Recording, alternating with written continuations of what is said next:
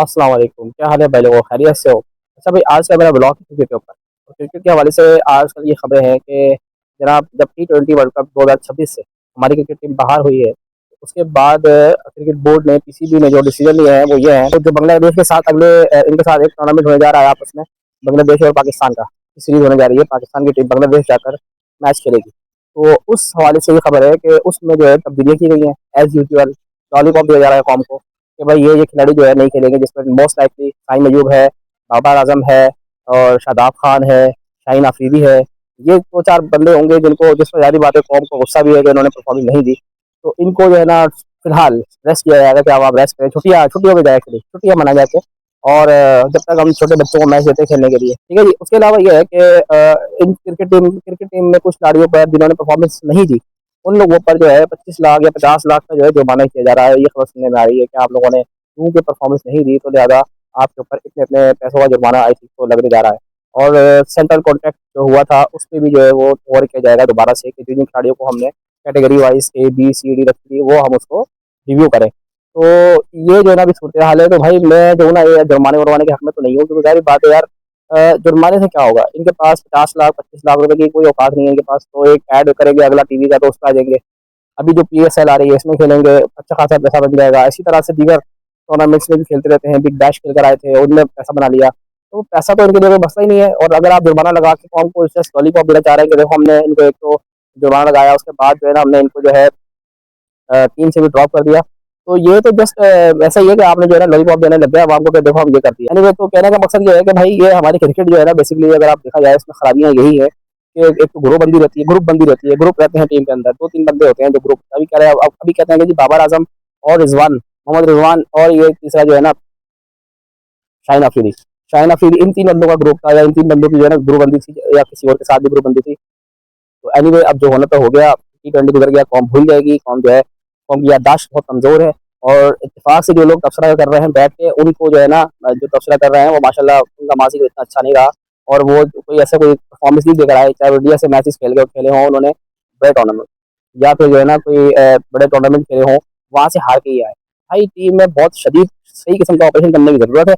अगर मुखलिस हो तो PCB के अंदर लोग बैठे हुए अगर मुखलिस हों तो टीम में जो है वो बहुत शदीद सही नौयत सीरियस नौयत की जो है तब्दीली की ज़रूरत है, जिसमें जितने भी रिश्तेदार नाते हैं जो उन्हें वो खत्म करना चाहिए। मैं तो कहता हूँ एक असूल होना चाहिए, बाकी PCB के आइन बनाए या कोई एक असूल बनाए कि जितने भी क्रिकेटर आएंगे वो T20 मैच मिसाल के तौर पे 200 T20 मैच खेलेंगे, उसके बाद उनको टीम से जाना पड़ेगा।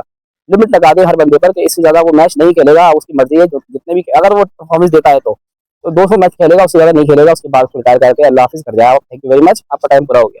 हाँ, अगर 200 मैच तक वो अच्छी परफॉर्मेंस देता है, अच्छा एवरेज रहता है और वो बेहतरीन एक नौयत एक लाइन खींचेगा जी यहाँ तक लेकर जाता है, तो वो आगे 250 भी खेले, आगे 300 भी खेले। तो स्टेज वाइज कर दिया जाना चाहिए कि या तो शुरू के मतलब 50 मैच खेले कि भाई 50 मैच में T20 में अगर वो अच्छी मैच परफॉर्मेंस करेगा, अगर कोई अच्छा चढ़ गया, मिसाल अगर बाबर आजम जैसा खिलाड़ी है, अगर वो अच्छा मैच खेल रहा है, उसको अगर आप टाइम देना चाहते हैं तो 10 मैच 15 मैच 25 मैच दें। वो अगर वो नहीं परफॉर्मेंस करता है तो उसे डायरेक्ट खत्म कर दें। आप बोले वापस जाओ, काजम ट्रॉफी खेलो, डोमेस्टिक क्रिकेट खेलो और फिर आना, 1 साल बाद आना, 2 साल बाद आना, टिल देन उसको बिल्कुल टीम में ना लें।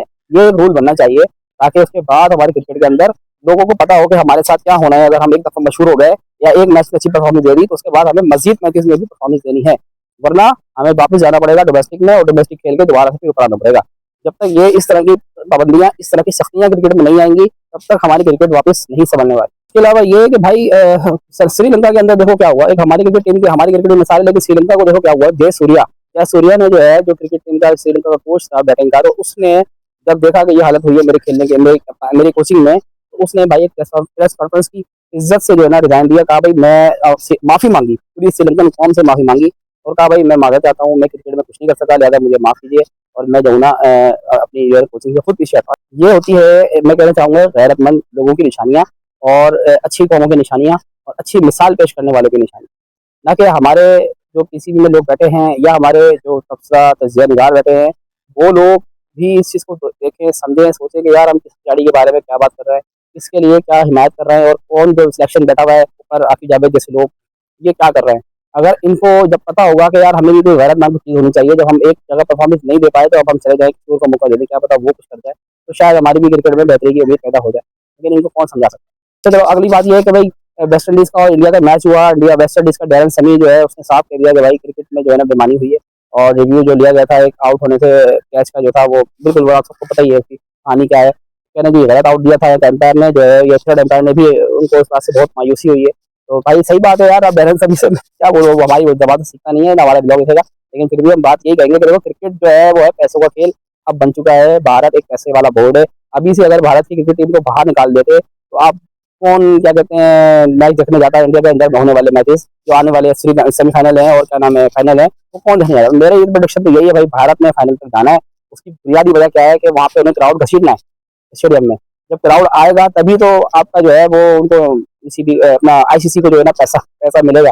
क्राउड ही नहीं आया, अगर भारत ही बाहर हो गया तो क्राउड नहीं आएगा, क्राउड नहीं आएगा तो फिर पैसा नहीं है, नो पैसा। तो भाई इस टाइम सूरत हाल ये है वैसे क्रिकेट के अंदर सूरत हाल ये है कि भाई जो अभी इस टाइम व्यूअरशिप है, जो इस टाइम पैसा बनाने वाली जगह है वो भारत है। लिहाजा भारत को टीम में रखना है और टूर्नामेंट में रखना है, और भारत को जो है खिलाना है, इतना खिलाना है कि जब तक पैसा पूरा अच्छी तरह प्रॉफिट ना बना ले उसके लिए चाहे थोड़ी बहुत बेईमानी भी करनी पड़ जाए कर लेंगे, लेकिन भारत को हम इतने आराम से नहीं जाने देंगे टूर्नामेंट से बाहर। तो इस टाइम हमारा आईसीसी जो है ना वो पक्का पक्का भिखारी है।